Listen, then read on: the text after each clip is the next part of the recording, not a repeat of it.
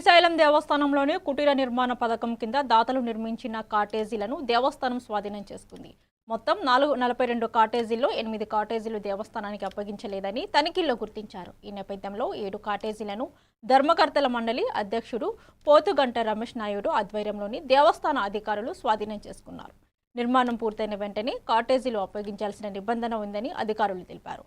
వీటిని భక్తులు వసతికి వినియోగించనున్నట్లు వెల్లడించారు. ఓం నమ శివాయ. శ్రీ మాత్రే నమః.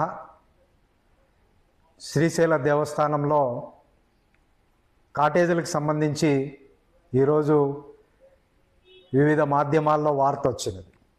శ్రీశైల దేవస్థానంలో ఇప్పటి వరకు 7 కాటేజీలు నిర్మాణ దశలో ఉంటూ కొన్ని పూర్తయినాయి, కొన్ని పాక్షికంగా పెండింగ్ పెట్టి శ్రీశైల దేవస్థానానికి హ్యాండ్ ఓవర్ చేయలేదు.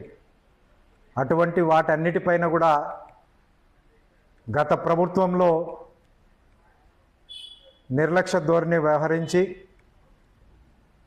పూర్తిగా అవి హ్యాండ్ ఓవర్ చేసుకోకుండా ఉన్న కారణంగా కూటమి ప్రభుత్వం అధికారంలోకి వచ్చిన తర్వాత ట్రస్ట్ బోర్డు అక్టోబర్లో నియామకం అయిన తర్వాత వీటి మీద దృష్టి పెట్టి వారికి నోటీసులు ఇవ్వడం జరిగింది. ఒక 10 రోజుల కిందట మా ఇంజనీరింగ్ డిపార్ట్మెంటు, రెవెన్యూ డిపార్ట్మెంటుతో కూడిన ఒక కమిటీ వేసి ఈ పెండింగ్ ఉన్న కాటేజీలు వివరాలు తీసుకొని రిపోర్ట్ ఇవ్వమని చెప్పడం జరిగింది. వారిచ్చిన రిపోర్టు ప్రకారంగా